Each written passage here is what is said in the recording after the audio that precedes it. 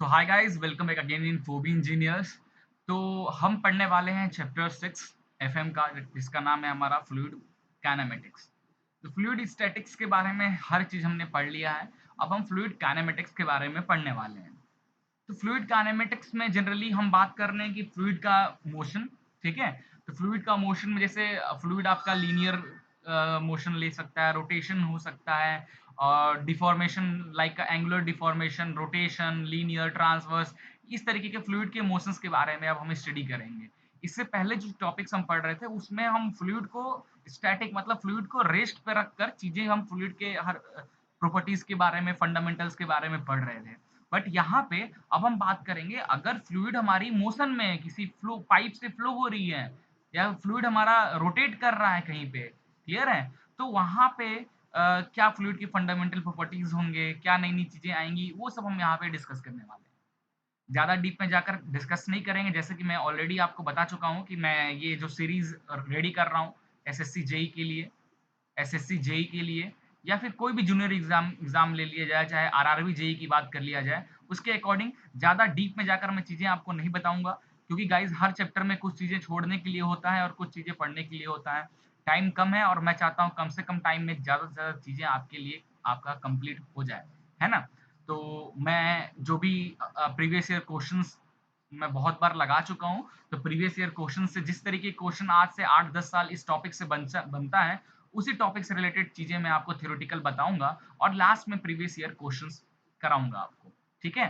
तो ज्यादा डीप में जाकर चीजें अगर आपको पढ़ना है तो आप हमारे एफएम के प्लेलिस्ट दिख जाएगा यूनिवर्सिटीज लेवल का, तो आप वहां से ये सब चीजें बहुत डीप में जाकर पढ़ सकते हैं।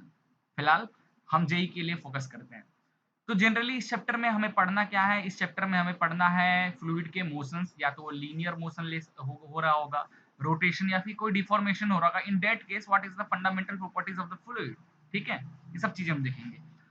Now method of describing fluid motion.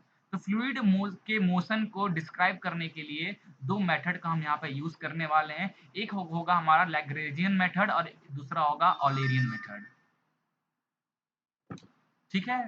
तो इतना क्लियर है। अभी लैग्रेंजियन मेथड और ऑलेरियन मेथड, इसको समझने के लिए मैं आपको ये चौराहा का फोटो बनाया हूँ, ठीक है। एक रोड हमारा इधर है, एक रोड हमारा इधर है, एक ये रोड हमारा इधर है, एक रोड हमारा इधर है, और ये हमारी एक व्हीकल है, ठीक है। ओके, और ये हमारा एक व्हीकल है।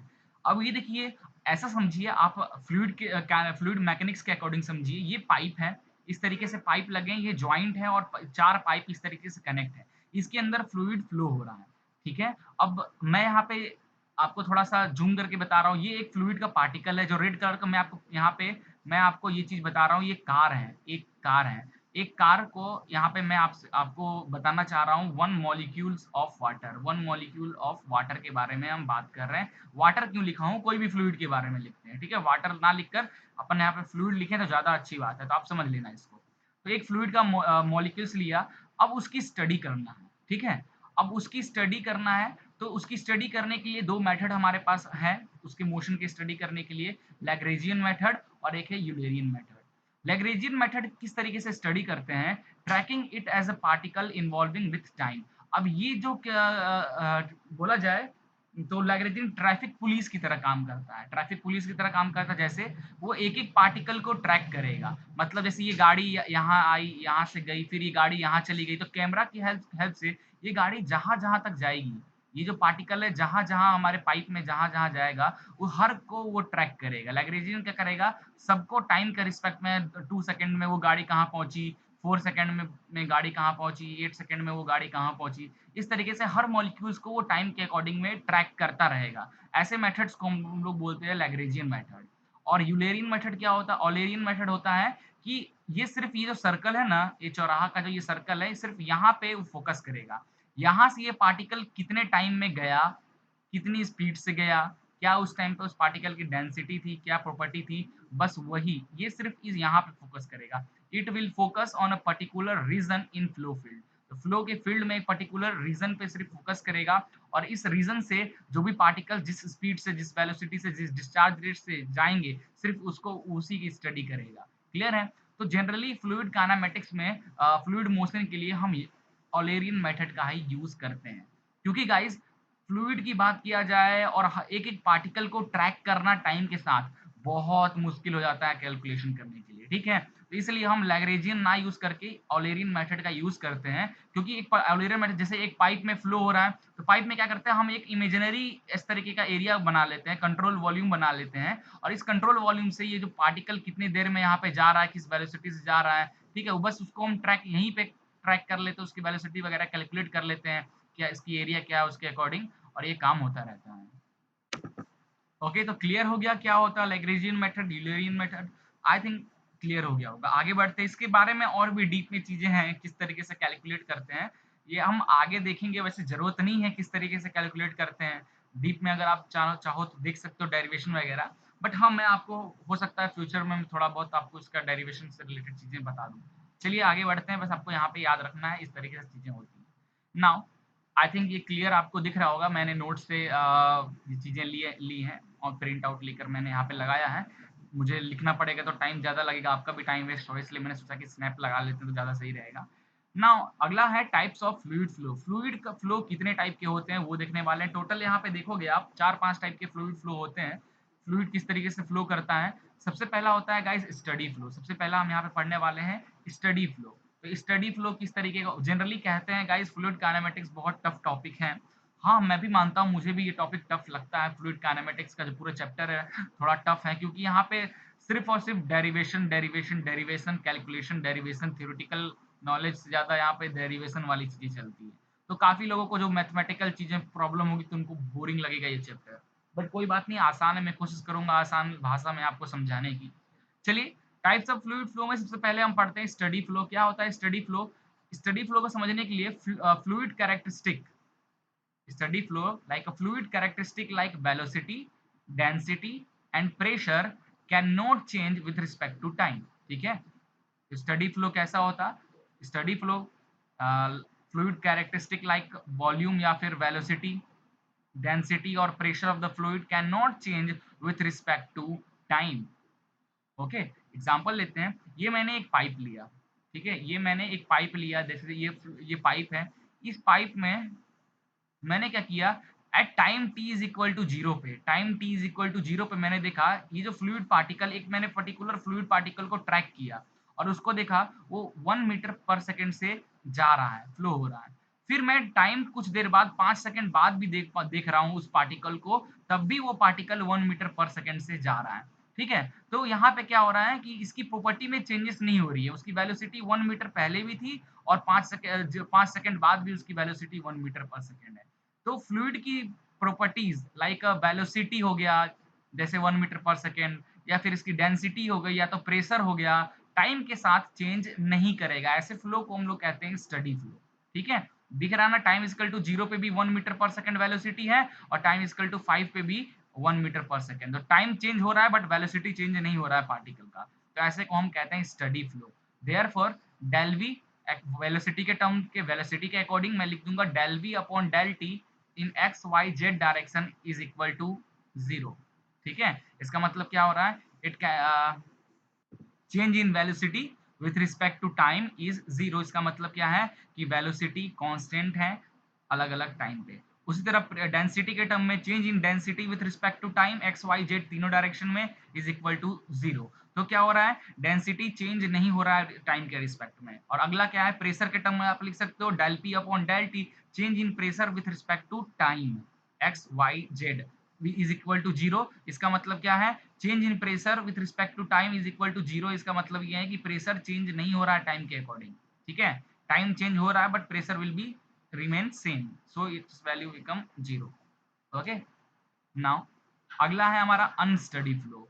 अनस्टडी फ्लो क्या है, fluid characteristic at a point change with respect to time, ठीक है। इसका मतलब है velocity of that fluid with respect to time is not equal to zero, मतलब वेलोसिटी टाइम के साथ चेंज हो रहा है।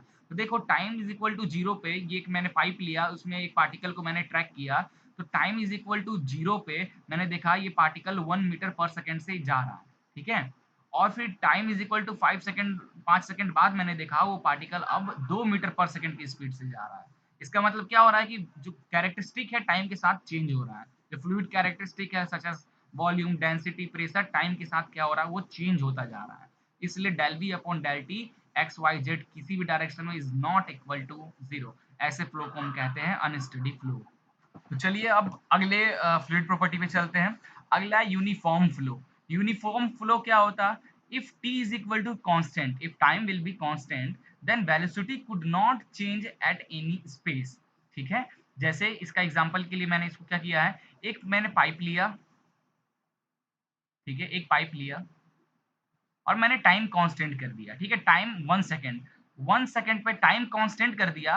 बट मैंने यहाँ दो पार्टिकल चूज किया, एक पार्टिकल ये चूज किया, एक पार्टिकल ये चूज किया, दोनों का डिस्टेंस अलग अलग है, ठीक है, डिस्टिंक्ट डिस्टेंस में यहाँ पे देख रहा हूँ, बट सेम टाइम पे अलग अलग डिस्टेंस पे मैं फ्लूइड के वो जो पार्टिकल है, पार्टिकल 1 का मैं देख रहा हूँ 1 मीटर पर सेकेंड से जा रहा है, और पार्टिकल 2 भी अगर 1 मीटर पर सेकेंड से जा रहा है एट कॉन्स्टेंट टाइम पे, ऐसे को हम यूनिफॉर्म फ्लो कहते हैं। ठीक है, if time will be constant then velocity could not change at any space। तो del v अपॉन डिस्टेंस के टर्म में del v upon del s, ध्यान से देखना, टाइम के रिस्पेक्ट में नहीं, यहाँ पे डिस्टेंस से डिस्टेंस चेंज कर रहे हैं ना, तो डिस्टेंस चेंज करने पे भी वेलोसिटी का चेंजेस नहीं हो रहा है एट टाइम कांस्टेंट पे इज इक्वल टू जीरो। इसका मतलब क्या है, वेलोसिटी डिस्टेंस के साथ चेंज नहीं हो रहा है एट पर्टिकुलर टाइम पे। ऐसे फ्लो को हम यूनिफॉर्म फ्लो कहते हैं।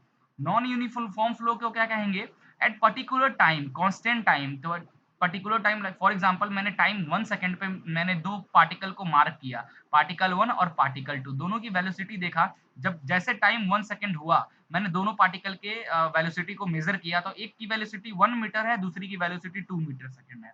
इसका मतलब velocity is change with respect to distance which is equal to zero at particular time is equal to constant पे। तो ऐसे को हम नॉन यूनिफॉर्म फ्लो कहते हैं। ठीक है, टाइम कांस्टेंट है बट अलग अलग डिस्टेंस के जो पार्टिकल हैं उनकी वेलोसिटी भी अलग अलग है, ऐसे को नॉन यूनिफॉर्म कहेंगे। टाइम कांस्टेंट है, अलग अलग पार्टिकल की वेलोसिटी अगर सेम है तो हम ऐसे फ्लो को यूनिफॉर्म फ्लो कहते हैं। ठीक है, now compressible flow. Compressible flow क्या होता है, density changes from point two point. ठीक है, डेंसिटी इज नॉट कांस्टेंट, हर एक पॉइंट पे, जैसे कि एक पाइप लिए तो पॉइंट 1 पे, पॉइंट 2 पे, पॉइंट 3 पे, पॉइंट 4 पे, उस फ्लूइड के फ्लो में, फ्लूइड पाइप में हर एक पॉइंट पे density will be change, density is not constant. ऐसे को हम लोग कॉम्प्रेसिबल फ्लो कहते हैं। और इनकॉम्प्रेसिबल या नॉन कॉम्प्रेसिबल फ्लो क्या कहते हैं, density is constant in fluid, density हर जगह कांस्टेंट रहेगा, ऐसे फ्लो को हम कहते हैं नॉन कॉम्प्रेसिबल फ्लो या incompressible flow. And omega is zero और वॉटिसिटी विल बी जीरो। आगे हम इसके बारे में ओमेगा और आर के बारे में भी हम डिस्कस करेंगे, यहाँ पे फिलहाल आप देख लीजिए। तो डेंसिटी विल बी कांस्टेंट। देखिए अब आगे आपको धीरे धीरे चीजें मैं समझाते जाऊंगा, किस तरीके से देखकर आपको बताना है कौन सा फ्लो क्या है क्या नहीं है कैसे। तो इसके लिए मैं आपको एक बार मिक्स में चीजें समझा रहा हूँ। चलिए अब मैं आपको बता, ये है time is equal to zero पे मैंने, और time is equal to 1 second पे, time is equal to zero पे मैंने दो पार्टिकल को मार्क किया, दिस इज पार्टिकल 1 और दिस इज पार्टिकल 2, और इनकी वेलोसिटी को मैं देख रहा हूँ, तो पार्टिकल 2 की वेलोसिटी 1 मीटर पर सेकेंड से जा रहा है, और पार्टिकल 1 जो है वो भी 1 मीटर पर सेकेंड से जा रहा है, किस डायरेक्शन में जा रहा है उससे हमें मतलब नहीं है। ठीक है, और जैसे टाइम इज इक्वल टू 1 होता है तो जो पार्टिकल 2 है, जो पार्टिकल 2 है वो क्या हो जा रहा है, 2 मीटर पर सेकेंड में कन्वर्ट हो जा रहा है, और जो पार्टिकल 1 है, पार्टिकल 1 है वो भी हमारा 2 मीटर पर सेकेंड में कन्वर्ट हो जा रहा है। तो इन दोनों को ध्यान से देखिए, ये दोनों फ्लो को क्या, time is equal to zero पे हमको ऐसा दिख रहा है और टाइम इज इक्वल टू 1 पे हमको ऐसा प्रॉपर्टी दिख रहा है। तो ये क्या है, ये किस तरीके का फ्लो आपको दिख रहा है, ये किस तरीके का फ्लो हो रहा है इन पाइप्स में। पहली चीज ध्यान से देखिए, टाइम चेंज कर रहे हो ना, टाइम जीरो से टाइम 1 पे जा रहे हो, और पार्टिकल 1 के देखो, पार्टिकल 1 1 मीटर पर सेकेंड से जा रहा था टाइम जीरो पे, और टाइम 1 पे पार्टिकल 1 जो है 2 मीटर पर सेकेंड से जा रहा है। तो ये किस तरीके का, ये अनस्टडी फ्लो है, आपको पहले पढ़ाया था। अनस्टडी फ्लो क्या होता है, देखिए time is equal to zero पे पार्टिकल 1 मीटर पर सेकेंड से जा रहा है, और टाइम इज इक्वल टू 5 पे पार्टिकल जो है वही पार्टिकल 2 मीटर, मतलब वेलोसिटी चेंज कर ले रहा है टाइम के रिस्पेक्ट में। The fluid characteristic such as velocity, density, pressure at a point change with respect to time, इसको हम कहते हैं अनस्टडी फ्लो। तो अगर मैं इस फिगर को देखूं, फिगर 1 और 2 को, ये at time is equal to zero और टाइम इज इक्वल टू 2 पे फ्लूइड के पार्टिकल्स को देखें, पार्टिकल 1 को देख रहा हूँ वो भी चेंज हो रहा है, पार्टिकल 2 भी हमारा ऊपर टाइम 0 और टाइम 1 पे चेंज हो रहा है। तो पहली बात ये तो हमारा अनस्टडी फ्लो है। पहली बात तो ये अनस्टडी फ्लो हो रहा है। लेकिन एक और हो रहा है, at time is equal to 0 पे यहाँ आपने 2 पार्टिकल लिया है ना, आपने एक पार्टिकल 1 और पार्टिकल 2 लिया है। पार्टिकल 1 मीटर से जा रहा है, पार्टिकल 2 भी हमारा 1 मीटर से जा रहा है और टाइम इज इक्वल टू कुछ देर बाद आप टाइम देख रहे हो तो पार्टिकल 2 भी 2 मीटर से जा रहा है, पार्टिकल 1 भी 2 मीटर से जा रहा है। ये कैसा फ्लो है? ये यूनिफॉर्म फ्लो है। तो देखो यूनिफॉर्म फ्लो को क्या पढ़ाया था? यूनिफॉर्म फ्लो को पढ़ाया था कि अलग-अलग डिस्टेंस पे एट पर्टिकुलर कांस्टेंट टाइम पे अलग-अलग पे वेलोसिटी सेम होगा। तो इस फिगर को ध्यान से देखिए, टाइम इज इक्वल टू 0 मतलब at particular that time constant time पे अलग-अलग दूरी पे मैंने 2 पार्टिकल डिस्टेंस पे पार्टिकल लिया बट दोनों की वेलोसिटी सेम है। At particular time constant is equal to 1 पे अलग-अलग पार्टिकल मैंने लिया, दोनों की वेलोसिटी लेकिन सेम है। ये किस तरीके का फ्लो है? तो जनरली ये कॉम्बिनेशन ऑफ फ्लो है। कैसा? Unsteady and uniform flow, unsteady and uniform flow. ठीक है? अब आपको फिर से मैं एक डायग्राम बना के दिखा रहा हूँ। तो टाइम इज इक्वल टू 0 पे मैं ले रहा हूँ और time is equal to 1 second पे। ठीक है? तो जो पार्टिकल 1 है वो हमारा 1 मीटर पर सेकंड से जा रहा है। 1 मीटर पर सेकंड से जा रहा है और पार्टिकल 2 जो है वो हमारा 2 मीटर पर सेकंड से जा रहा है। सिमिलरली यहाँ भी एट टाइम 1 पे मैं देख रहा हूँ तो पार्टिकल जो 1 है वो हमारा 1 मीटर पर सेकंड से जा रहा है और पार्टिकल 2 जो है वो हमारा 2 मीटर पर सेकंड से जा रहा है। अब ये बताइए किस तरीके का कॉम्बिनेशन ऑफ फ्लो है? ये दोनों कॉम्बिनेशन किस तरीके का कॉम्बिनेशन ऑफ फ्लो है? तो देखिए पर्टिकुलर टाइम पे अलग-अलग डिस्टेंस पे क्या हो रहा है? पहली बात तो वेलोसिटी चेंज हो रही है। तो पीछे चलिए, देखिए पर्टिकुलर टाइम कांस्टेंट पे अलग-अलग डिस्टेंस पे वेलोसिटी चेंज हो रहा है तो ये नॉन यूनिफॉर्म फ्लो है। पहला चीज़ मिल गया नॉन यूनिफॉर्म। अगर इन दोनों को कंपेयर करें अलग-अलग टाइम पे वेलोसिटी क्या है लेकिन दोनों पार्टिकल का ये 1 था तो ये भी 1, ये 2 मीटर पर सेकंड से जा रहा था, ये भी 2 मीटर पर सेकंड से जा रहा है। ध्यान से देखिए अलग-अलग टाइम पे टाइम 0 पे भी 1 मीटर पर सेकंड, टाइम 5 पे भी 1 मीटर पर सेकंड स्टडी फ्लो। तो अपन क्या कह सकते हैं ये किस तरीके का कॉम्बिनेशन फ्लो है? ये है study and non uniform flow. ठीक है? आशा करता हूँ ये चीज़ समझ में आ गया होगा। आगे बढ़ते हैं। अगला है गाइस हमारा that is one dimensional flow, two dimensional flow, three dimensional flow क्या होता है? वन डायमेंशनल फ्लो में जो वेलोसिटी है एक्स डायरेक्शन में, देखो एक्स डायरेक्शन की जो वेलोसिटी को ना हम उसको यू से लिखते हैं, वाई डायरेक्शन की वेलोसिटी को हम वी से डिनोट करते हैं और जेड डायरेक्शन की वेलोसिटी को हम डब्ल्यू से डिनोट करते हैं।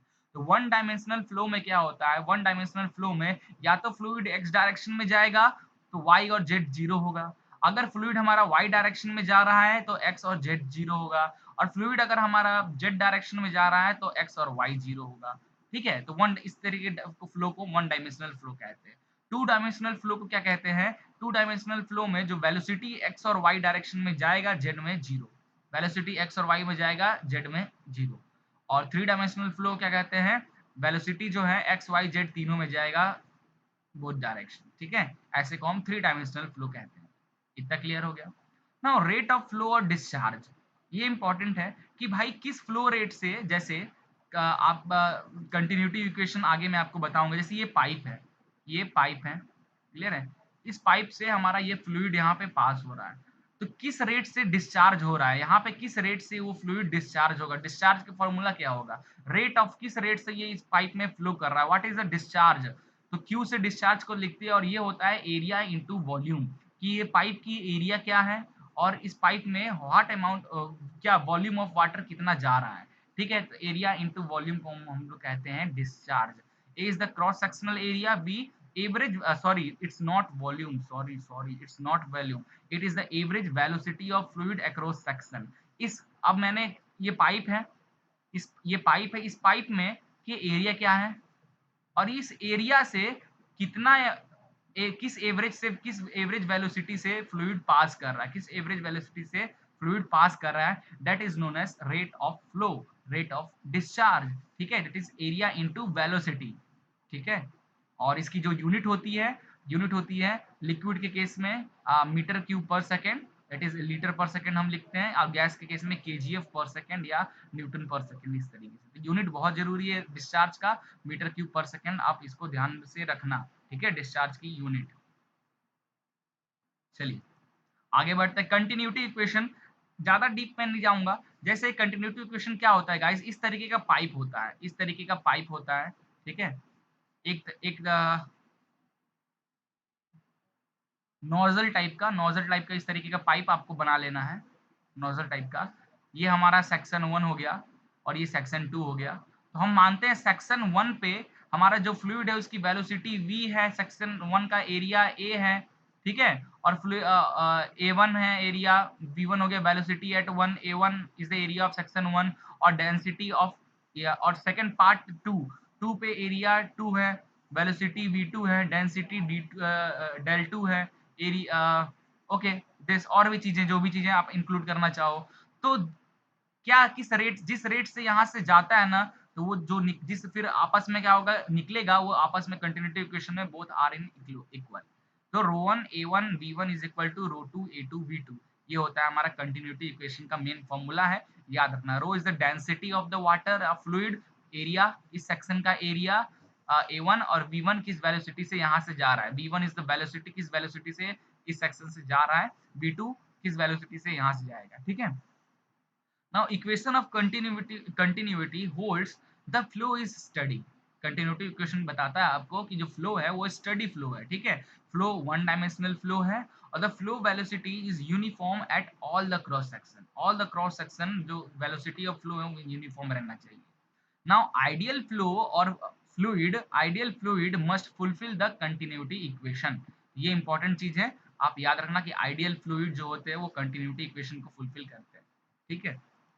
और भी चीजें हैं गाइस कंटिन्यूटी इक्वेशन में, उतना ज्यादा डीप में मैं इसलिए नहीं बता रहा हूँ कि जरूरत नहीं है आपको। एक तो आपको ये फॉर्मूला याद होना चाहिए, क्या होल्ड्स करता है और आइडियल फ्लूइड को हम कंटिन्यूटी फुलफिल करता है, ठीक है, फ्लूइड फ्लो को। तो ये आपको तीन चीज यहाँ से पता होना चाहिए। नेक्स्ट चलते हैं, continuity equation for three dimensional. आप एफएम में अपने इंजीनियरिंग लेवल में पढ़े होगे, इस तरीके का एक फ्लूइड एलिमेंट ले लेते हैं, क्यूबॉइड शेप का फ्लूइड एलिमेंट ले लेते हैं। ये हमारा पॉइंट ए है, this is B, this is C, this is D, this is E, F, G, H, ठीक है।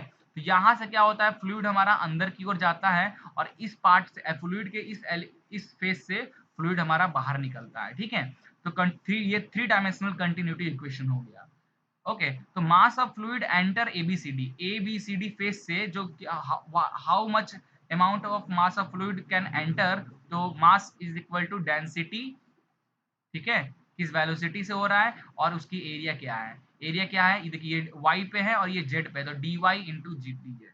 वैसे ही mass of fluid leaving from EFGH से जब लीव करेगा तो क्या हो जाएगा, डेंसिटी, वेलोसिटी जो होगी, और इसका dy और dy dz, साथ में डेल ऑफ x डायरेक्शन, यहाँ से यहाँ तक ट्रेवल किया, x डायरेक्शन में ट्रेवल किया ना, x डायरेक्शन में ट्रेवल किया, तो हो जाएगा ये डेल यू तो ऐसे ही रहेगा, d y d x d z, ठीक है। ये एक्स्ट्रा टेलर सीरीज के थ्रू हम ये लिखते हैं, आपको आइडिया होगा।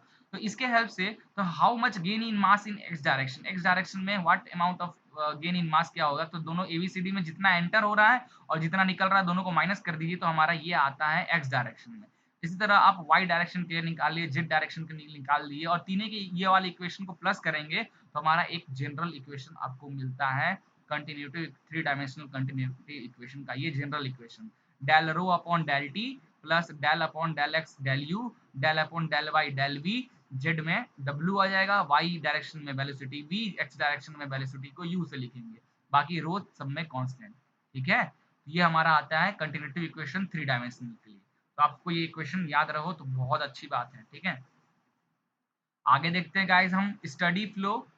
अब देखिए इसी में का, अब ये हमारा जनरल इक्वेशन आ गया, ये जनरल इक्वेशन आ गया। स्टडी फ्लो में क्या कहता है कि फ्लो हो तो डेंसिटी के जो भी फ्लूइड की कैरेक्टरिस्टिक होती है, डेंसिटी हो, वेलोसिटी हो, जो भी हो, with respect to time zero होता है स्टडी फ्लो में, आप स्टार्टिंग में ही पढ़े थे। ये देखिए स्टडी फ्लो में density upon del t is equal to zero होता है, ठीक है। तो अगर मैं यहाँ पे इस जो कंटिन्यूटी इक्वेशन हमारा आया है थ्री डायमेंशनल में, अगर del t upon del rho upon del t की वैल्यू अगर मैं जीरो पुट कर दूं तो हमारा इक्वेशन क्या बच जाएगा, दिस इक्वेशन, ये हमारा इक्वेशन बच जाएगा। स्टडी फ्लो का इक्वेशन बन गया। और इनकम्प्रेसिबल फ्लो में क्या होता है, density will be zero. Incompressible flow, ठीक है, जैसे ये कंप्रेसिबल फ्लो, इनकम्प्रेसिबल फ्लो में density will be constant, it means density will be zero. तो जहां जहां डेंसिटी है वहां पे जीरो पुट कर दीजिए हमारे। तो जीरो पुट करने से क्या हो जाएगा, आपको थ्री डायमेंशन का del u upon del x, del we upon del y, del डब्ल्यू upon del z is equal to zero, three dimensional के केस में आ जाएगा। और टू डायमेंशनल केस में इनकम्प्रेसिबल फ्लो का इक्वेशन आ जाएगा del u upon del x plus del we upon del y, y के साथ वी, एक्स के साथ u is equal to zero. ठीक है, इस तरीके से हमारा ये थ्री कंटिन्यूटी इक्वेशन को हम अलग अलग स्टडी और अनस्टडी में कन्वर्ट कर दिए। नाउ फ्लो पैटर्न्स की बात किया जाए। फ्लो पैटर्न अगला टॉपिक है हमारा, फ्लो पैटर्न। फ्लो पैटर्न में देखिए स्ट्रीम लाइन, सबसे पहले समझते हैं इसको, मैं ग्राफ से आपको समझाऊंगा कि भाई हो क्या रहा है। जैसे ये हमारा y और ये हमारा x, ठीक है। अब मैं एक फ्लूइड ले लेता हूँ, एक फ्लूइड की स्ट्रीम ले लेता हूँ। तो मैं इस तरीके का कुछ फ्लूइड, इस तरीके का फ्लूइड स्ट्रीम ले लिया, ठीक है। सेंटर से ओ से अब दो पॉइंट में मार्क कर लेता हूँ, this is point number 1 and this is point number 2, ठीक है। ओके, इसको समझने से पहले अभी हम थोड़ा स्ट्रीमलाइन के बारे में देखते हैं। स्ट्रीमलाइन होता क्या है, at any instant of time tangential drawn to streamline represent velocity vector at a point, ठीक है। तो मैं एक स्ट्रीमलाइन बना रहा हूँ, अगर फ्लो हमारा स्टडी फ्लो है तो हमारा इस तरीके का हमारा बनेगा, ठीक है। इस तरीके का स्ट्रीमलाइन हमारा बनेगा। अगर फ्लो फ्लूइड फ्लो जो अगर हमारा स्टडी फ्लो है तो इस तरीके का हमारा स्ट्रीमलाइन बनता है। तो इस पॉइंट पे अगर आप इस पॉइंट से टेंजेंशियल एक ड्रॉ करो, ये टेंजेंशियल ड्रॉ करोगे तो ये एक वेलोसिटी वेक्टर आपको दे रहा है। इस पॉइंट से टेंजेंशियल ड्रॉ करो, है ना, इस पॉइंट से एक टेंजेंशियल ड्रॉ करो, ये सब क्या, ये सब आपको वेलोसिटी प्रोवाइड कराता है, ठीक है। तो वही कह रहा है, at any instant of a time in the tangential drawn to the stream line represent velocity vector at that point, इस पॉइंट की वेलोसिटी आपको बताता है। तो जैसे इस स्ट्रीम लाइन में अगर आपको यहाँ पे किस वेलोसिटी से ये जा रहा है तो उस पॉइंट को चूज कीजिए, पॉइंट नंबर 1, और एक particular time is equal to 1 second पे उससे एक टेंजेंशियल ड्रॉ कीजिए और उस टेंजेंशियल को आप मेजर कीजिए किस वेलोसिटी, वही टेंजेंशियल जो ड्रॉ किए हो वो वेलोसिटी बताता है उस टाइम का एक पर्टिकुलर इंस्टेंट पे, ठीक है। यही है हमारा स्ट्रीम लाइन। और यही अगर हम ये तो हमारा क्या स्टडी फ्लो था। स्टडी फ्लो के केस में अगर यही हमारा अनस्टडी फ्लो, तो अनस्टडी फ्लो हमारा इस तरीके का फ्लो होता है, ये हो गया हमारा अनस्टडी फ्लो। इसमें भी सेम, किसी भी पॉइंट पे आप देखोगे वहां से वेक्टर एक टेंजेंशियल ड्रॉ करो तो वो उस पॉइंट का वेलोसिटी वेक्टर आपका बताएगा, ठीक है। ये था हमारा स्ट्रीम लाइन। तो जैसे ये एक स्ट्रीम लाइन जा रहा है, ये हमारा एक स्ट्रीम लाइन जा रहा है, ठीक है। ये स्ट्रीम लाइन जा रहा है, मैंने दो पॉइंट मार्क किया, दिस इज पॉइंट नंबर 1 और दिस इज पॉइंट नंबर 2, ठीक है। और इसकी दूरी सेंटर से इसकी दूरी ये ये मैंने रखा, ये हमारा हो गया एक्स डायरेक्शन, ये हमारा हो जाएगा वाई डायरेक्शन, ठीक है। और इनको अगर मैं ये हो जाएगा, ये इसका डिस्टेंस है सेंटर ओ से पॉइंट 1 का जो डिस्टेंस है इसको मैं लिख देता हूँ आर वेक्टर, और ओ से पॉइंट 2 का जो डिस्टेंस है उसको मैं लिख दे रहा हूँ R vector plus del R, ठीक है। ये यहाँ से सेकंड पे गया del R, okay, del R vector. तो यहाँ से टेंजेंशियल ड्रॉ करोगे तो आपको एक वेलोसिटी वेक्टर मिलेगा, है ना, at particular time is equal to t पे, ठीक है। और point 2 time is equal to del t पे, time is equal to del t पे, ओके। तो यहाँ के रिस्पेक्ट में देखो वेलोसिटी इज इक्वल टू क्या हो जाएगा, u i plus v j plus डब्ल्यू के, आई जे के कैप आपको पता है ना, आई जे के कैप वही है। तो वेलोसिटी जो वेक्टर आपको मिल रहा है एट पर्टिकुलर पॉइंट 1 पे, जो ये वेलोसिटी वेक्टर आपको मिल रहा है टेंजेंशियल ड्रॉ करने पे, इसकी वैल्यू क्या हो जाएगी, that velocity vector is equal to u i direction में जेड आई जे के कैप, ठीक है। जैसे एक्स वाई जेड लिखते हो ना, this is y, this is x,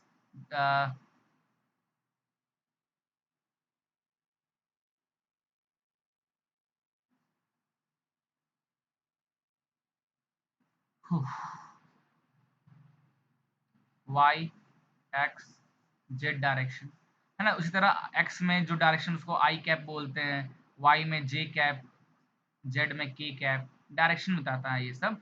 तो वेलोसिटी वेक्टर जो होगा पर्टिकुलर पॉइंट पे v1 पे, तो u I cap, v j cap, w k cap, और dr distance of that velocity vector का, तो हो जाएगा dx I cap, dy z cap, dz j cap.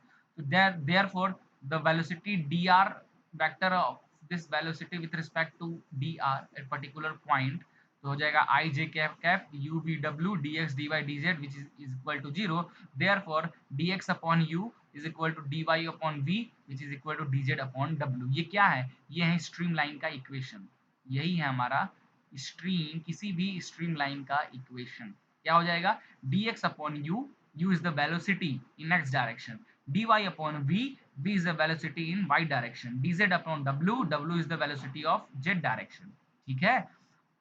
अब एक क्वेश्चन है, at a same time two stream line can not intersect because it can not give same velocity at a single point.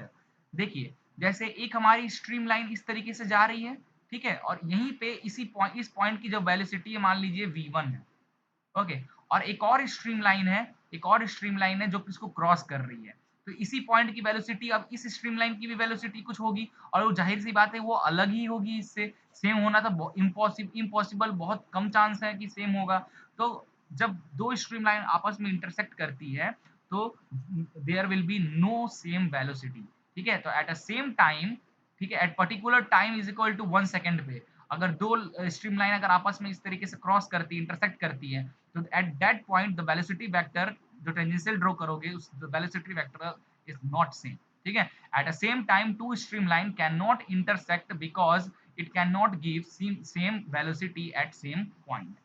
Generally मैं यहाँ पे आपको क्या समझाना चाह रहा हूँ, यहाँ पे आप समझने की कोशिश करो। यहाँ पे मैं आपको ये समझाना चाह रहा हूँ कि दो stream line at particular time आपस में इंटरसेक्ट नहीं हो सकता है। ठीक है, अब मैं बोलूं time is equal to 2 second पे क्या दो स्ट्रीम लाइन इंटरसेक्ट हो सकता है?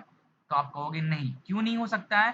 क्योंकि इंटरसेक्ट होने के लिए दोनों का वेलोसिटी सेम होना चाहिए, और एट पर्टिकुलर टाइम दो स्ट्रीम लाइन की वेलोसिटी एट सेम नहीं होगी एट दैट पॉइंट।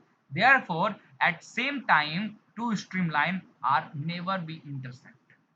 ठीक है, ये बहुत इंपॉर्टेंट कॉन्सेप्ट है, आप याद रखना इसको। और एक फ्लो पैटर्न स्ट्रीमलाइन का equation dx upon u is equal to dy upon v is equal to dz upon w, ये इक्वेशन इंपॉर्टेंट है स्ट्रीमलाइन का। और स्ट्रीमलाइन क्या होता है ये आप समझ गए हो। किसी भी स्ट्रीमलाइन के पर्टिकुलर टाइम पे पॉइंट ड्रॉ करो और उससे एक लाइन ड्रॉ करोगे तो वो आपको उस पॉइंट की वेलोसिटी बता देगा।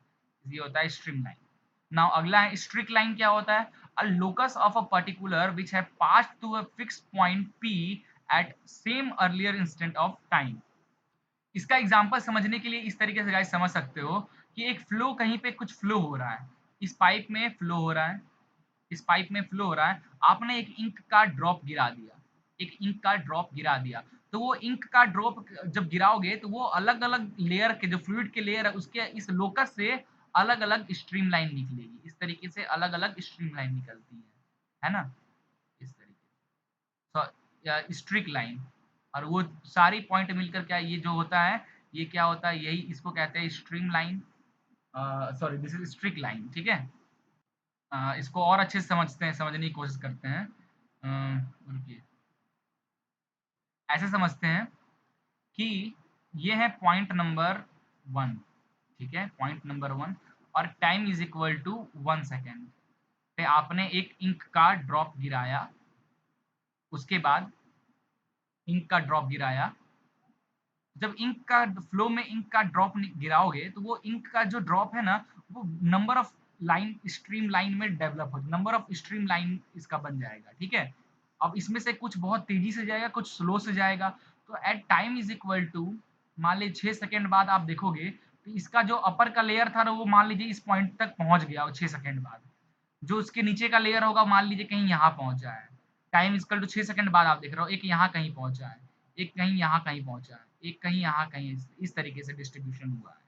ठीक है, इस तरीके से टाइम 6 सेकेंड बाद आप देखोगे इस इंक के ड्रॉप को, तो इस तरीके से स्ट्रीम लाइन निकलेंगे। और इस सारे स्ट्रीम लाइन का 6 सेकेंड बाद इस सारे पॉइंट्स को अगर आप ज्वाइन कर दोगे, इस सारे पॉइंट को अगर इस तरीके से आप ज्वाइन कर देते हो at time is equal to 6 second पे, ये जो नया लाइन ये रेड कलर का डेवलप हुआ है इसी को कहते हैं स्ट्रिक्ट लाइन।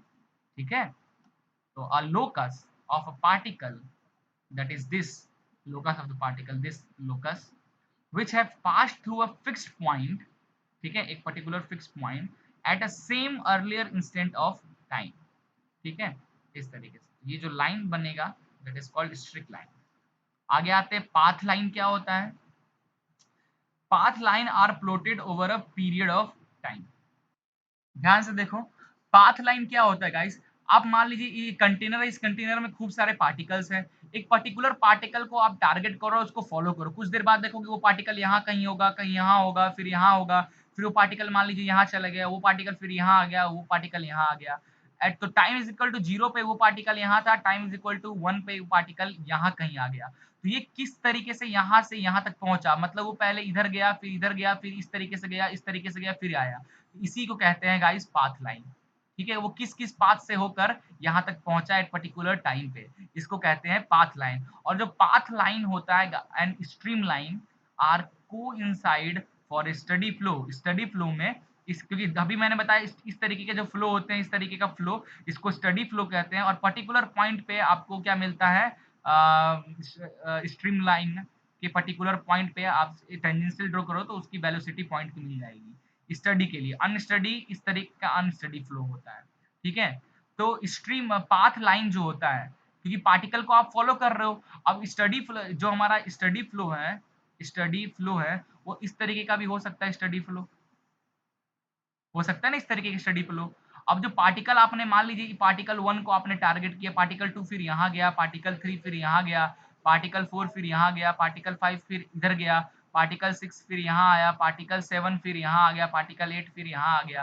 पार्टिकल 8 नहीं, एक ही पार्टिकल है, उसका अलग अलग लोकेशन है। तो particle at time is equal to 0 पे पार्टिकल यहाँ पे था, और time is equal to 2 second पे पार्टिकल यहाँ आ गया। बट वो किस तरीके से आया, कौन सा पाथ फॉलो करके आया, तो वो कुछ इस तरीके का पाथ फॉलो करके आया है, ठीक है। और इसी को तो कहते हैं, और हर एक पॉइंट पे आप देखोगे टेंजेंट ड्रॉ करोगे तो उस पॉइंट की आपको पर्टिकुलर वेलोसिटी वेक्टर मिल जाएगा, है ना। ध्यान से देखो ये क्या है, ये पाथ पार्टिकल का पाथ भी है और ये पार्टिकल के स्ट्रीम लाइन भी है। तो path line and stream line are coincide for steady flow के केस में हो सकता है, ठीक है। ये चीज याद रखना आपको, इंपॉर्टेंट है ये टर्म, क्योंकि पाथ लाइन पार्टिकल किस पाथ से जा रहा है वो बताता है, और स्ट्रीम लाइन बताता है पार्टिकल किस तरीके से, किस फ्लो स्टडी फ्लो से जा रहा है, किस तरीके से जा रहा है। और हर पॉइंट की अपनी एक वेलोसिटी वेक्टर होती है, ठीक है। तो आप देखोगे इसी तरीके का, तो path line and stream line are coincide. दिमाग खराब हो रहा है ना, ऐसे ही होता है गाइस, ये टॉपिक ही ऐसा है, क्या कर सकते हो। फ्लूइड काइनेमेटिक्स में अच्छों का दिमाग खराब हो जाता है ना। अगला टॉपिक है velocity and acceleration of the particle. तो जो मैंने आपको एक ड्राइंग बनाकर बताया था पीछे, जैसे एक ये हमारा एक्स और वाई पे, this is x axis, sorry this is x axis, this is y axis. तो ये एक स्ट्रीम लाइन है, उसके दो पॉइंट को मैंने मार्क किया, this is point 1 at time is equal to t पे, और time is equal to del t पे। एक और पॉइंट मुझे मिला 2। दोनों को अगर मैं ओ से ड्रॉ करूं तो ओ से 1 तक का डिस्टेंस को मैं बोल रहा हूँ आर वेक्टर से दिखा रहा हूँ, और यहाँ से इसका दिखा दूंगा मैं R plus del R vector. और ये हो जाएगा हमारा 1 से 2 क्या हो जाएगा, डेल आर वेक्टर, जी ना। तो u v और w are velocity component in x y और z डायरेक्शन, ठीक है। x y और z डायरेक्शन में, x डायरेक्शन की वेलोसिटी का जो फ्लूइड पार्टिकल जो होगा, पार्टिकल अगर x डायरेक्शन में मूव कर रहा है उसकी वेलोसिटी u, y में हो रहा है तो v, और z में हो रहा है तो w से मैं बता रहा हूँ। तो particle in u direction is a function of both x y z at, और it is also function of time, ठीक है। किस टाइम पे, एक्स वाई जेड तीनों में, और विथ रिस्पेक्ट टू टाइम। नहीं तो इसको ऐसे समझिए, यू वी डब्ल्यू are the velocity component in x y और z direction, therefore the resultant velocity v is equal to u I cap plus v j cap plus w k cap. This is the resultant velocity, where u is the function of x y z t, v is also function of x y z t, or w is also function of x direction, y direction, z direction, and also depends on time, ठीक है। therefore the resultant velocity is u square plus v square plus w square. तो अगर किसी particle की अगर आपसे resultant velocity अगर calculate करने का पूछे तो क्या करोगे, u x डायरेक्शन में जो वेलोसिटी है that is u, y direction में जो वेलोसिटी है दैट इज v, और w z डायरेक्शन में जो वेलोसिटी है पार्टिकल की दैट इज w, उन तीनों को स्क्वायर करके इस तरीके से रूट में डाल दो तो आपको वेलोसिटी रिजल्टेंट वेलोसिटी पार्टिकल की मिल जाएंगे। नाउ वेलोसिटी का काम खत्म, अब रिजल्टेंट एक्सेलरेशन निकालना है ना। Therefore ax, ay and aw are the total acceleration in x y z direction, ठीक है। और acceleration is equal to x direction की बात कर रहा हूँ, एक्सेलरेशन इज इक्वल टू क्या होता है, वेलोसिटी अपॉन टाइम। तो एक्स डायरेक्शन की बात कर रहे हैं तो du बाई dt मैं लिखा हूँ यहाँ पे, y डायरेक्शन की बात करता है एक्सेलरेशन इन y तो मैं लिखता dv अपॉन dt, है ना। अगर एक्सेलरेशन z की बात करता तो मैं लिखता dw अपॉन dt, इस तरीके से लिखता। तो acceleration in x direction is du by dt। Therefore अब मैं क्या करूंगा, जितने भी हैं एक्स डायरेक्शन में इन सबको डिफरेंशिएट करता हूँ, du upon dx dot dx upon dt, dv upon dy dot dy upon dt, dw del w upon del z is dz upon dt plus time के रिस्पेक्ट में du अपॉन dt।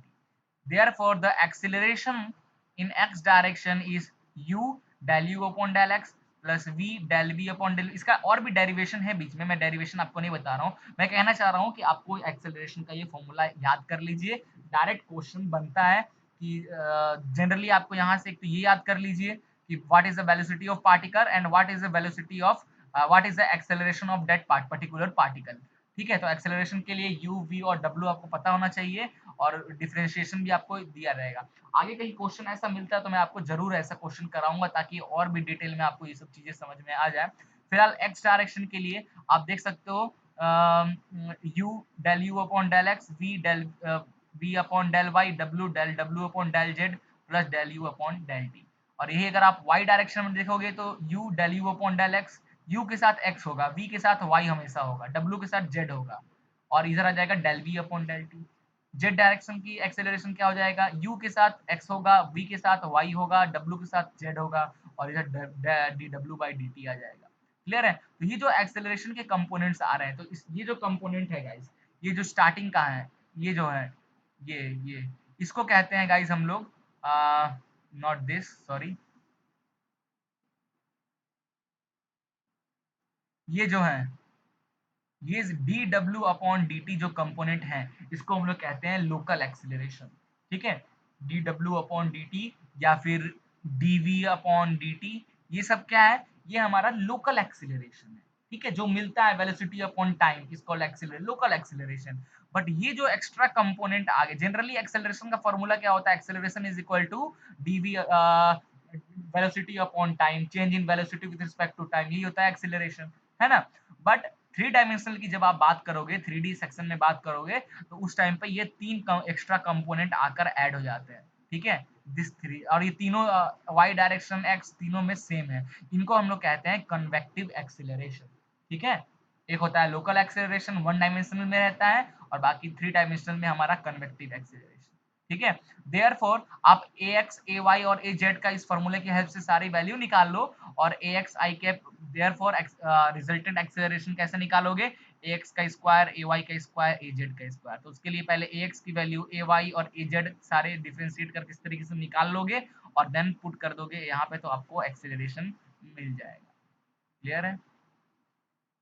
नाउ अब देखिए, मैं local acceleration क्या होता है अभी आपको मैंने पीछे दिखाया, और कन्वेक्टिव एक्सेलरेशन क्या होता है वो भी मैंने आपको दिखाया। तो स्टडी और स्टडी यूनिफॉर्म फ्लो में, ठीक है, flow study and uniform flow में जो लोकल एक्सेलरेशन होता है उसकी भी वैल्यू होती है जीरो, और कन्वेक्टिव एक्सेलरेशन उसकी भी वैल्यू होती है जीरो। क्यों, स्टडी फ्लो में हमने पढ़ा क्या था, पहले ये देखिए क्या पढ़ा था हमने, स्टडी फ्लो में हमने पढ़ा था del we upon del t की वैल्यू जीरो हो जाएगी, del density upon del t की वैल्यू जीरो हो जाएगी। तो अगर लोकल एक्सेलरेशन तो वैसे ही जीरो हो जा रहा है, और ये सारी वैल्यू अगर मैं यहाँ पे पुट करूँ, जो एक्सेलरेशन है लोकल एक्सेलरेशन, कहाँ गया कहाँ गया कहाँ ये, तो अगर मैं एक्सेलरेशन लोकल एक्सेलरेशन की बात करूँ तो स्टडी फ्लो में तो लोकल एक्सेलरेशन हमारा हो जाएगा ये डेल डी डब्ल्यू अपॉन डी टी हमारा जीरो हो जाएगा, ठीक है। और दूसरा है स्टडी एंड यूनिफॉर्म। यूनिफॉर्म में हमने क्या पढ़ा था, यूनिफॉर्म में हमने क्या पढ़ा था, यूनिफॉर्म में हमने पढ़ा था क्या, कि पर्टिकुलर टाइम कांस्टेंट पे डीवी अपॉन डीएक्स या फिर अलग डायरेक्शन के according it will be zero. तो यहाँ इससे एक्सेलरेशन क्या होगा, कन्वेक्टिव एक्सेलरेशन की वैल्यू पे पुट, तो D you upon D x velocity in x direction में, वेलोसिटी इन वाई डायरेक्शन में, ये भी जीरो हो जाएगा। तो स्टडी और यूनिफॉर्म फ्लो में लोकल एक्सेलरेशन की वैल्यू भी जीरो आ जाती है और कन्वेक्टिव की भी जीरो आ जाती है। ठीक है, इस तरीके से अनस्टडी और यूनिफॉर्म में लोकल एक्सेलरेशन जो होता है गाइज वो एग्जिस्ट करता है।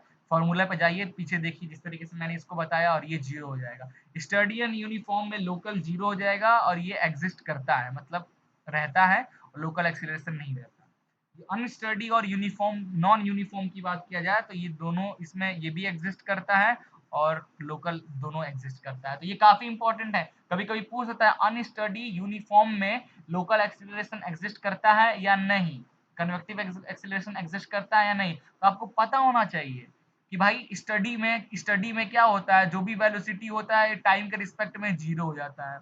यूनिफॉर्म फ्लो में क्या होता है, जो भी वेलोसिटी होती है डिस्टेंस के अकॉर्डिंग जीरो हो जाता है। देयरफॉर लोकल एक्सेलरेशन भी जीरो हो जाएगा, कन्वेक्टिव एक्सेलरेशन भी जीरो हो जाएगा। लोकल एक्सेलरेशन डिपेंड करता है velocity in with respect to time पे, और कन्वेक्टिव एक्सेलरेशन डिपेंड करता है velocity with respect to distance पे। ठीक है, उसके अकॉर्डिंग अनस्टडी यूनिफॉर्म ये सब आप चीजें बता सकते हैं। डेल ऑपरेटर, डेल ऑपरेटर का यूज करते हैं, it help you reduce the long equation into short. ये इंपॉर्टेंट नहीं है, ये टॉपिक आपके इंपॉर्टेंट नहीं, गेट का वगैरह का अगर आप तैयारी कर रहे हो करोगे तो आपको ये इंपॉर्टेंट है, गेट वगैरह की तैयारी कर रहे हो। जनरली क्या डेल ऑपरेटर हम क्यों यूज करते हैं, इस तरीके से डेल, ये डेल आपको जानते हो, डेल ऑपरेटर का यूज करते हैं बड़े बड़े जो इक्वेशन होते हैं ना गाइज, उनको छोटा करने के लिए डेल का यूज करते हैं। जैसे देखिए, डेल ऑपरेटर का फॉर्मूला होता है, del operator is equal d del upon del x i direction में, del upon del y z में, डेल अपॉन डेल जेड की डायरेक्शन में। तो आपने लिखा था वेलोसिटी इज इक्वल टू क्या होता है, यू आई वी जे डब्ल्यू के होता है। तो अगर मैं इसको डेल ऑपरेटर के साथ इस इक्वेशन को मल्टीप्लाई कर दूं, इस इक्वेशन को डेल के साथ मल्टीप्लाई कर दूं, u del upon del x आ जाएगा, v del upon del y आ जाएगा और डब्ल्यू डेल अपॉन डेल जेड आ जाएगा। और इसी इक्वेशन को, ये जो डेल वेक्टर है, इस पूरे इक्वेशन को अगर टी के रिस्पेक्ट में डिफरेंशिएट कर दूं, टी के रिस्पेक्ट में डिफरेंशिएट कर दूं, तो capital D upon D t is equal to D with respect to t, u del upon del x, v del upon del y, डब्ल्यू डेल अपॉन डेल जेड। ठीक है, तो D upon D t is equal to क्या हो जाएगा, ये D upon D T रहेगा, और ये जो इक्वेशन है ये क्या है, ये क्या है अपना del operator into v, del operator into we.